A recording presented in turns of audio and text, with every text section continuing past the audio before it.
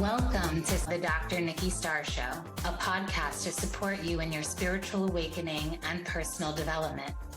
As a spiritual teacher, healer, and intuitive coach, my intention is to empower you to live your ultimate potential and your ultimate life. As a former medical doctor and mystic, my role is to bridge the gap between science and spirituality to support you in understanding more of your multidimensional aspects. I share on a diverse range of topics, and it's all to support your greatest becoming. My mission is to continue reaching millions of people for the healing and awakening of humankind for the creation of the new earth. Thank you for being here. Hello, everyone, and welcome to another episode of the Dr. Nikki Starr Show. Today, I am here with the beautiful Emma. She is based in the UK.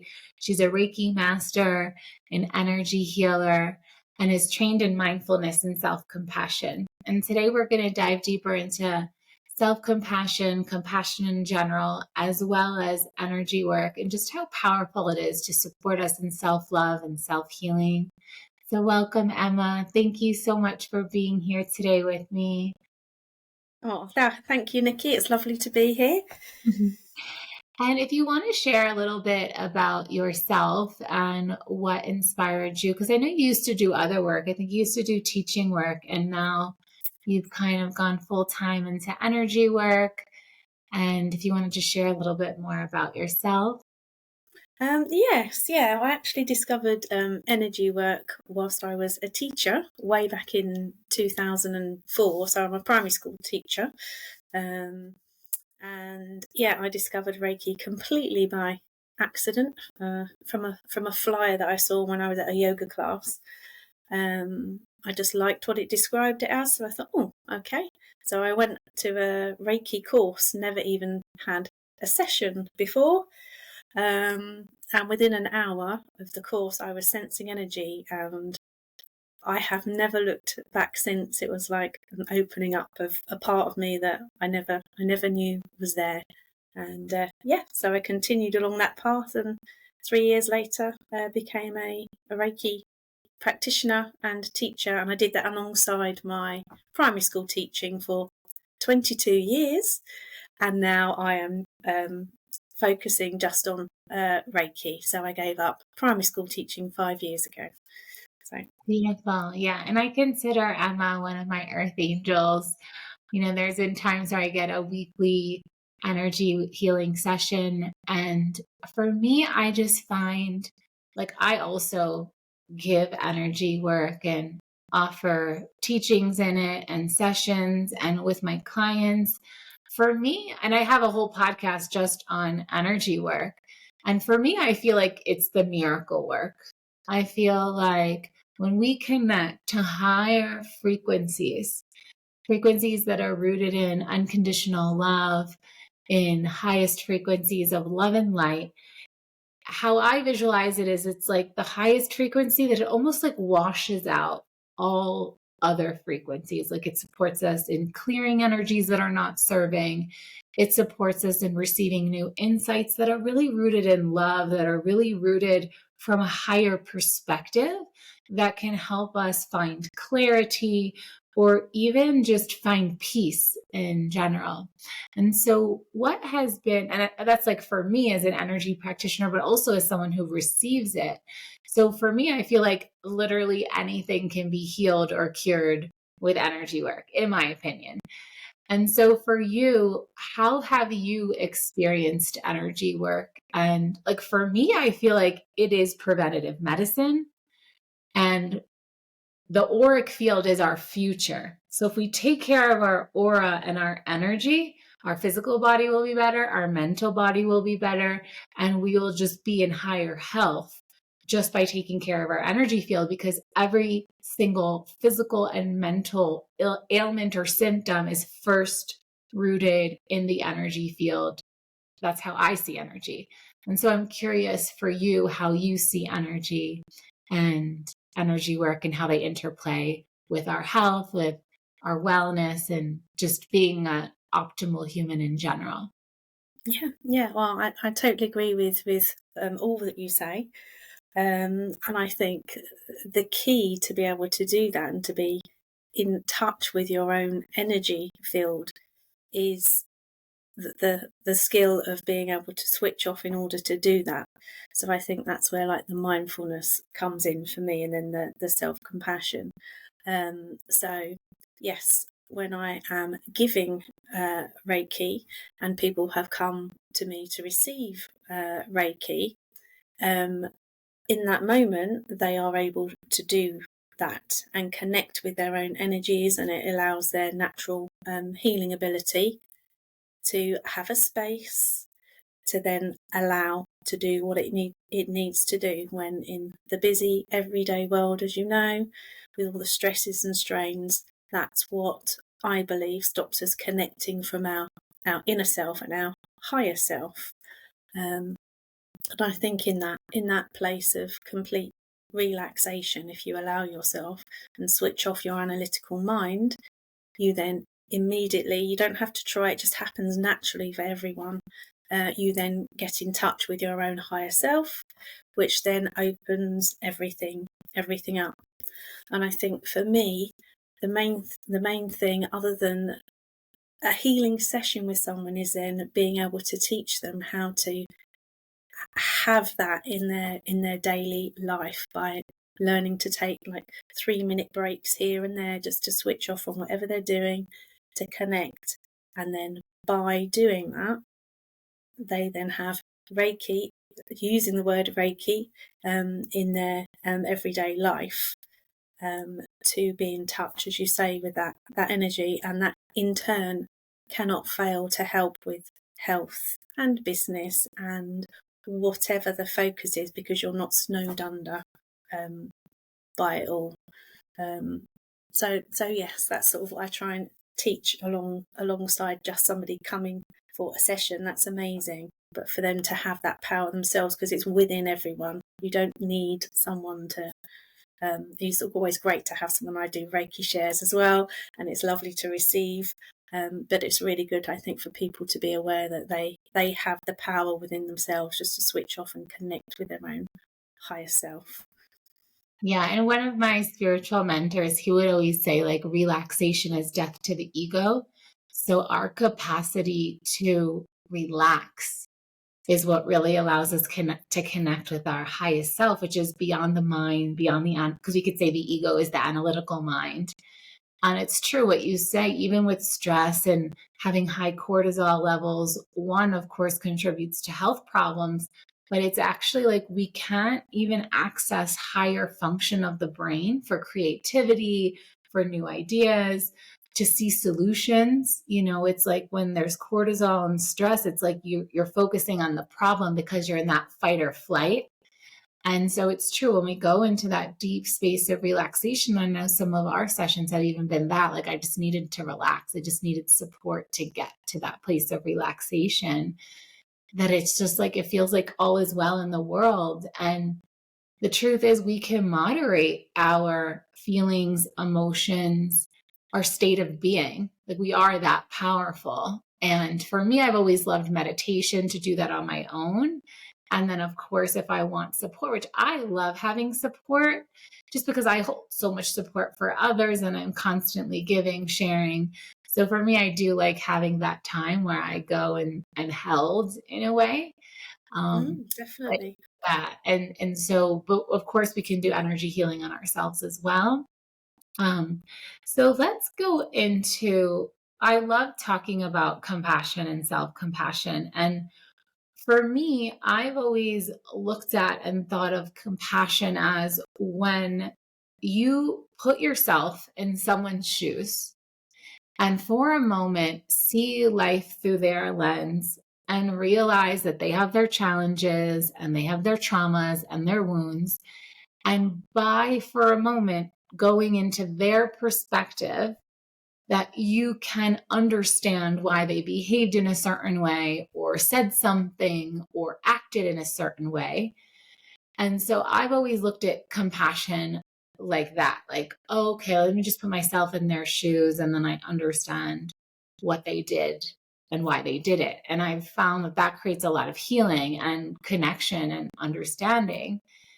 And then regarding self-compassion, I always felt that meant like to be gentle with ourselves, to know that we're humans and we're doing our best, but we're not always going to be perfect. We're not always going to say the best thing. Sometimes we're going to get caught off guard.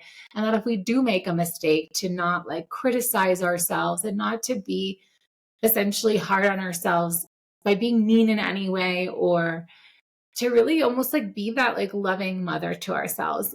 And in this time that I'm in Peru, I have been looking at compassion more through the lens of Kuan Yin, who is a goddess. I don't know if you know Kuan Yin. And her main energy is compassion. And I've been using more of like this visual of like holding myself in my heart and just like really having this compassion. Like if I feel any kind of, as I'm doing more forgiveness rituals and I'm doing more release of any resentments or anger, to really see like how it's not personal if someone does something to me. Even if I take it personal and I'm hurt by it, it's like, what did that person have to be feeling to do it? And just kind of like holding everyone and everything like so gently. And the more I find that I'm in compassion, it's like the less anything sticks. It's like just, and it's creating a lot of spaciousness and peace. And I think it's a forever practice, of course, because we think, oh yeah, I forgave, or oh yeah, I have compassion. But then we find that place where we might be angry still or hold a grudge. And so I'd love to hear more about just compassion for others and self-compassion in general, because I know there's a lot of different lineages, and I know that you are certified in it or trained in it. And I just would love to hear more of your perspective. Yeah, so firstly, all that you said is, don't like using the word correct, but is correct. And that is usually the default of people, is to give compassion to others, which is a wonderful and amazing thing to do, and is good for connectivity with all the world, and definitely empathy with others. And of course, it does not only help them, it also helps you. With self-compassion, I have learnt, again, this was like a revelation at the time when I learnt it, that I could be kind to myself just for myself. And just taking it to the rawness level, if someone feels hurt by something without even thinking of what the cause was, so separate from giving compassion to that person. When you feel that, just giving yourself that compassion, that, oh, I am actually really hurting there. This is hurting me, whatever it is, whether it's been a person or thing, or grief or loss, or whatever. And just by, similar to what you're saying, just by focusing on it and allowing yourself to feel that, which sounds a scary thing to do, just acknowledging it to yourself in the first place and saying, this is really hard for me. What can I do right in this moment to be kind to myself? And it might be really difficult to find something in that moment to be kind for yourself. And I think, going sort of full circle, because it's so alien and we're not brought up generally to have self-compassion, the very first step, like with the sensing the higher self, the very first step is actually acknowledging that you do have something that you need to give yourself compassion for, or acknowledging that self-critical mind that might say, oh, I shouldn't have done that to that person because that's caused them to have this reaction and that reaction. So you're always being critical, but actually whatever caused you to say that or do that at the time was because you were hurting in some way. It's not justifying things, but just, it's okay. I need to just give myself a little bit of self-compassion for feeling that. So both definitely need to be in existence, and both are connected, as we are all connected. And it did make me smile when you first started talking about nurturing like a mother, because I have like a really strong, powerful thing I think of is treating yourself as if you're nurturing a baby, as if you're looking on a baby, like if you're feeling really anxious or let's say upset or hurt, and if you just think, how would you react to a baby like that? What would you do to try and soothe and calm that baby? And imagine that, or within yourself, how would you speak? What tone of voice? That's another real key thing as well that I have found over the past when I've worked with people, even when they've said, well, I've been giving myself self-compassion. I have, that it's their tone of, so they've been trying, but it's their tone of voice still when they're talking, inwardly talking to themselves, that actually hasn't been compassionate at all. They're, the words might be compassionate, but it's not coming through. The energy that they are giving to that isn't compassionate because their tone of voice is still very harsh and critical to themselves. And that all wraps itself up again in mindfulness and energy, and it all coming together to be able to allow yourself to feel and sit with and allow yourself to be with that. Yeah, beautiful. And yeah, I feel for me, times that I've thought about compassion, I always say, like, how would you treat the person you love the most in the world? Like if it was that person, let's say that's not the person you love the most in the world, but like how would, so if it was compassion for another. And then if it was compassion for ourselves, it's like saying, like, if, you are the person you love the most in the world. Some people can't resonate with that statement, but if you were the person you loved the most in the world, or if it was the person you loved the most, you love the most in the world, what would you do? What would you say? How would you say it? What would you offer? And kind of that like soft, sweet, gentle holding, I find is kind of the key. Like there's actually nothing to fix, nothing to change. And I think that's where the energy can get sticky and then the emotion can spiral because like regret comes and then it's like, why didn't I do this? Or what if I would have did that? And then you're going to a place that you can't change or control. So it's really just like being in the now. I think that reflection is great for lessons. Like I'm always a big fan of learning and continued personal development.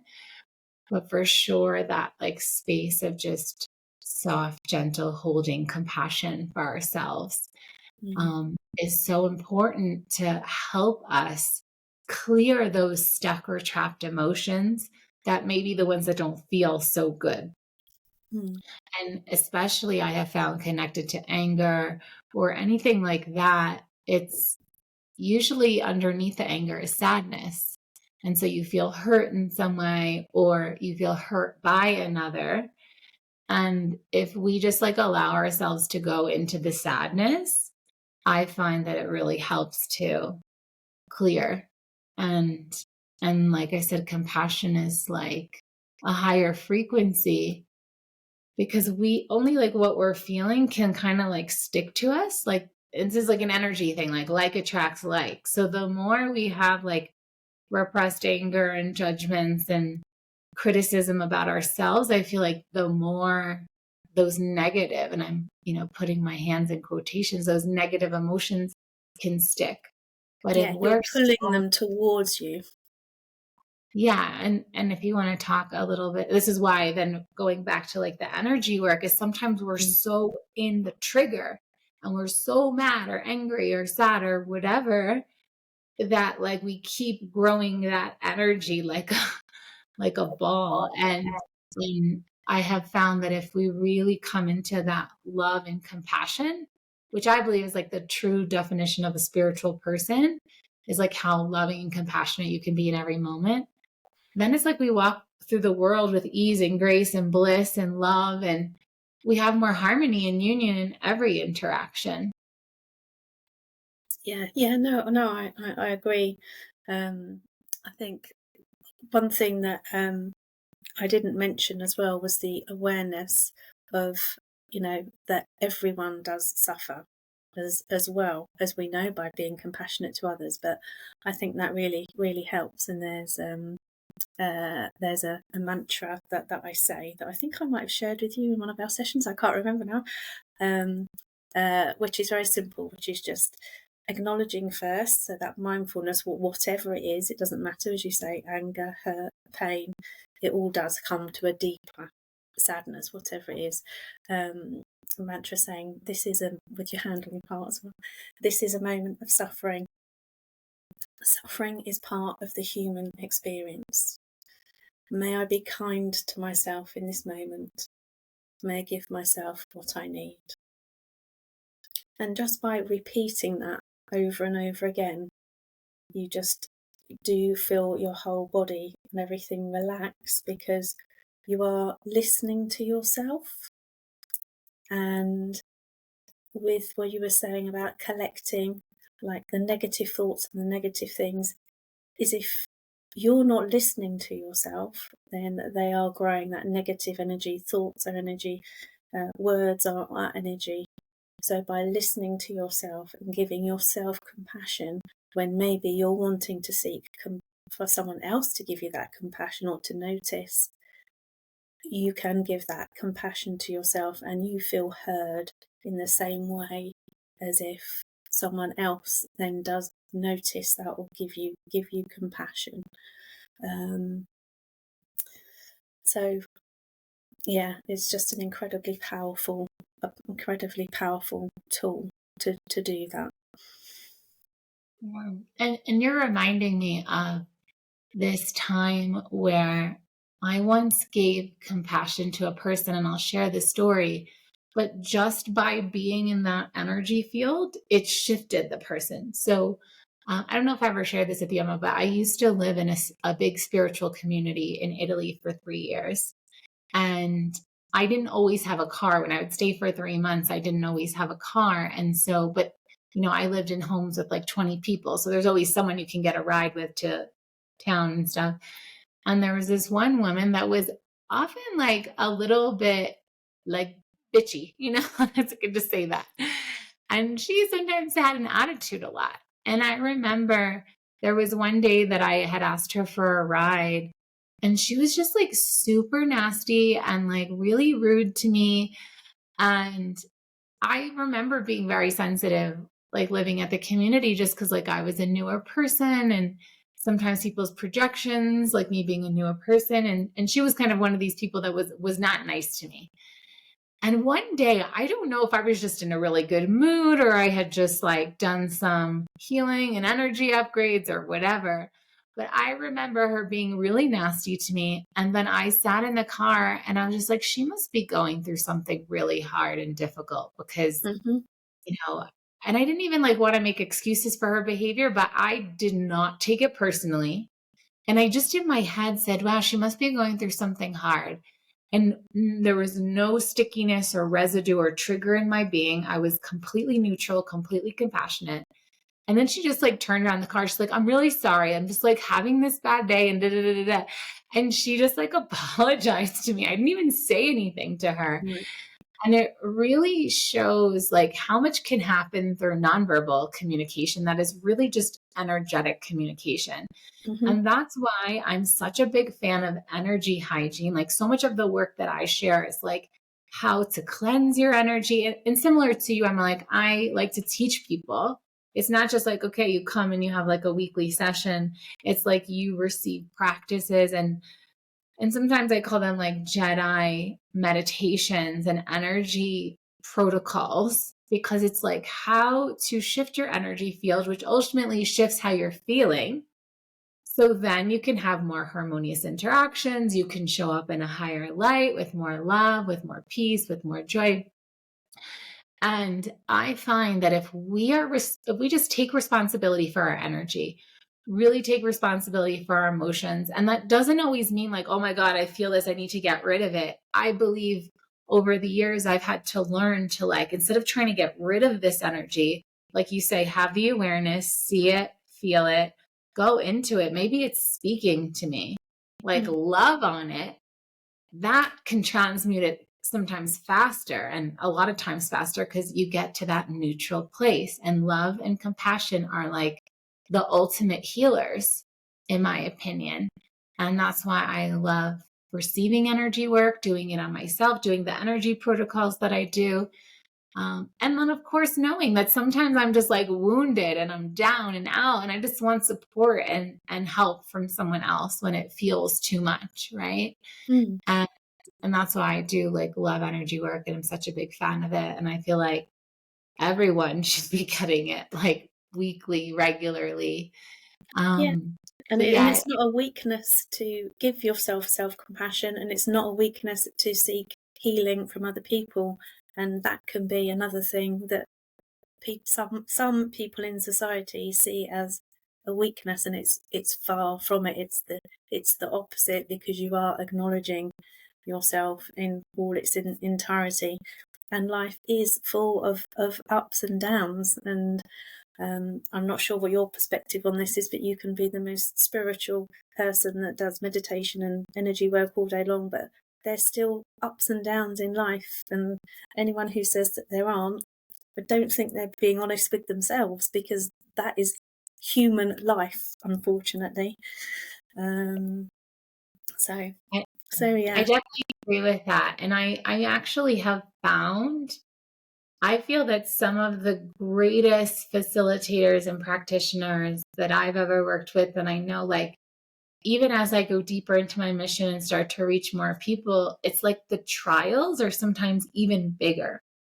And I find that healers, the best healers are actually the ones who have gone through challenging moments, because what we heal through is what we can help others heal through, because we've been there, we've gone through it.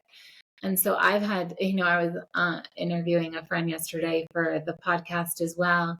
And we were talking about like the dark night of the soul and just how they do forge resilience, but this wisdom within our being too. And there's a difference of teaching from experience versus teaching from like, I read the books and this is how it's supposed to be done. Yeah. And I do find like, I feel like I've had incredible training in relationships. I've had incredible training in the energy worlds with, I know we've talked about, kind of like black magic in moments. And so I come from a lineage where that's a reality, like the Colombians, the jungle, like where all this kind of stuff was happening. And so it's been part of my journey to have to like clear these energies and these ancestral patterns and these ancestral karmas that I see clearly. I'm like, that doesn't even feel like myself, but being able to have that level of self-awareness. And had I not gone through those moments, I like gone into the jungle and did crazy healing work and like was getting hit in the head with spirits and like, oh, like, and so I feel like I've traversed like crazy energetic realms that for me makes me a capable, even more so, I feel a more capable practitioner and facilitator. So in a way, the challenges, even though they stink in the moment, you're like, when I look back, like, I just feel like I'm more like grounded in my body because of it. Like, I'm more of like a person, like well rounded. So, in a way, there's like gratitude for the challenges and the pain and the trials Yeah, and being able to I see it, agree.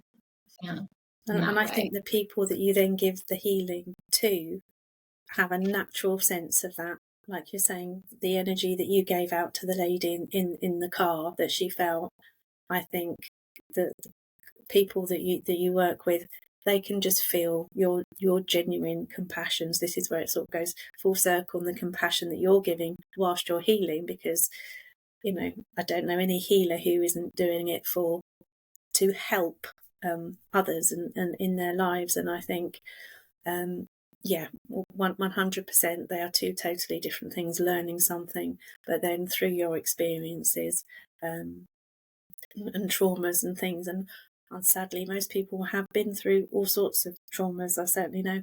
I know I have. And yeah, it really does. Your experience really, really does help with the whole healing process. And I think people naturally feel that, because they feel your sincerity through that, I think. Yeah, and I think that there's such a divine intelligence in the universe that so many times, like, basically every client, I see an aspect of myself in them because Every time. there's, yeah, it's like there's such a divine intelligence. And sometimes in the sessions, it's like exactly what I need to hear. Mm-hmm. And I'm like, this is so divinely orchestrated. So I just find that being a facilitator, practitioner of healing, of personal development work, etc., it's a forever journey that we're Mm. still on, still learning from. And so I'm just so grateful to the work and in terms of empowering people on their journey, being a support for people. And, you know, I love, like we said, I love receiving energy work. And in the bonus, we're going to go into that. And so as we transition, if there's any last things you want to say, as well as share how people can connect with you and reach you. I'm also going to include the links in the comment section, but sometimes it's nice just to verbalize it as well. Yeah, okay, thank you. One thing that just popped into my head was that a client said to me once, it was a distant Reiki client, when we very first connected, and I said, how are you today? We'd had a series of sessions, and she was an elderly lady, I'm sure she won't mind me saying, 73, and a lot of ailments, and she cares for her partner who has Alzheimer's, and she's full on. And I said, how are you today? And she just said what I thought was the most beautiful thing. She said, Emma, she said, I know my essence is well, she said, but I'm really hurting. And for some reason, it just, the separation of what we've talked about was like your inner self and the suffering. And I just thought that was such a beautiful thing, that even though she herself was physically in so much pain and like spending all her time caring like for her husband, I just thought it was so nice that she could still sit with the fact that she thought like her essence was okay through the practices that we've been practicing together and things like that. So I just thought I sort of share that, as both can exist at the same time as well, even simultaneously. Because that really touched me when she said that. So I just thought I would share. I don't know why that popped into my head, but it did. I'm happy you shared that because it reminds me like the sun is always behind the clouds. Yes. It reminds me that, like with one of my spiritual mentors, actually, when I lived in that community, whenever there was a challenging moment, we started shifting to just saying like, I'm at the gym. I'm at the spiritual gym. Like when something was challenging me, instead of like going into a whole story and complaining, because we know it's transient, but we also want to acknowledge that we're going through something. And so it was like, okay. And so we would talk in Italian, and it was like, sono in palestra. Like, it's like I'm at the gym. So we know that there's things that are working out, but ultimately it's serving our greatest becoming. And so it's a little bit different, but it's a perspective I like to take on. Like, everything is always serving my greatest becoming. So if there's a challenge, a pain, there's something I'm receiving. Not that we have to learn through suffering, but that it's not in vain. Yeah, no, it's lovely. Yes, and contact-wise, yes, I have a website that you said you'll share the link for me, which is lovely. Thank you. And on that, it explains all in detail how the best I can Reiki works and how I do it, and how distant Reiki works. I'm sure well, I do know, it's absolutely no different to an in-person Reiki, because there are no bounds with energy. Everything is energy. And yes, the focus Reiki energy that I'm going to do for you today in the bonus session is going to be focused on love and connecting, self-love and love and compassion, because of what I knew we were talking about. So I'm very much looking forward to doing that soon. Beautiful. And your website is naturalreikimama.com? Naturalreikiemma.com. Yes. Naturalreikiemma.com. Yeah, and my contact details are on there as well. So any questions you can message. And I do have an Instagram and Facebook account as well, which I think you're going to. So yeah, you can message me on either of those either. And that's Natural Reiki Mama as well, right? Natural Reiki Emma, yeah. Emma. I keep saying Mama. I don't. I'm almost like Natural. Your name, Emma. Duh. Read it as that. Yes, sorry, Natural Reiki Emma. And the reason it's Natural Reiki is because of sort of what I said to you, that I believe everybody has the power within their higher self to work with others, not on their own, but to have that work with their own energy themselves, as well as seeking support, which we said is good from others as well. So. Yeah, and I totally agree. I feel that a healer lives within all of us, and some people are just born with it more expressed, and others cultivate it, and others it awakens as they go through their own healing journey. So, yeah, I do believe that that's an essence of humans. And so, yeah, I totally agree. Beautiful. So thank you so much for being here, Emma. And we are going to receive a Reiki session from Emma inside the bonus section. So you can absolutely head there. Thank you for tuning in. Thank you, Emma. And we'll see you next time. Bye for now. Thank you very much. Bye.